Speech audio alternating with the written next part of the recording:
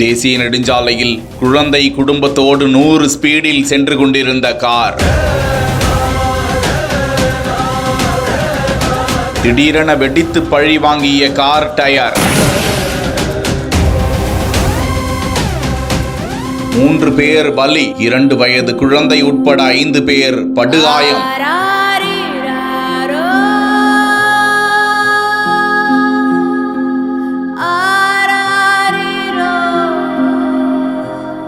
பாண்டிச்சேரி வில்லியனூர் பகுதியை சேர்ந்த பிரவீன்குமார் இரவு தஞ்சாவூர் வல்லம் பகுதியில் இருந்து அவரது குடும்பத்தினருடன் காரில் பாண்டிச்சேரிக்கு சென்று கொண்டிருந்தார். கார் கடலூர் மாவட்டம் ராமநாதம் அருகே திருச்சி சென்னை தேசிய நெடுஞ்சாலையில் வந்து கொண்டிருந்த போது திடீரென காரின் டயர் வெடித்து ஓட்டுநரின் கட்டுப்பாட்டை இழந்த கார் தலை குப்புற கவிழ்ந்து விபத்துக்குள்ளானது. விபத்தில் ஓட்டுநர் பிரவீன்குமார், தஞ்சாவூர் வல்லம் பகுதியை சேர்ந்த சரவணன் மனைவி 40 வயதான அம்மு, வல்லம் பகுதியை சேர்ந்த ராஜ்மோகன் என்பவரது மகள் 13 வயதான நந்தினி 3 பேரும் சம்பவ இடத்திலேயே பரிதாபமாக உயிரிழந்தனர். மேலும் காரில் பயணம் செய்த ரேகா, மிருதுலா, மகாலட்சுமி, டில்சின் மற்றும் 2 வயது குழந்தை உட்பட 5 பேர் படுகாயமடைந்த நிலையில் சம்பவ இடத்திற்கு வந்த ராமநாதம் காவல்துறையினர் இறந்தவர்களின் உடலை மீட்டு திட்டக்குடி அரசு மருத்துவமனைக்கு அனுப்பி வைத்ததோடு காயமடைந்தவர்களை பெரம்பலூர் அரசு மருத்துவமனைக்கு சிகிச்சைக்காக அனுப்பி வைத்து விபத்து குறித்து விசாரித்து வருகிறார்கள்.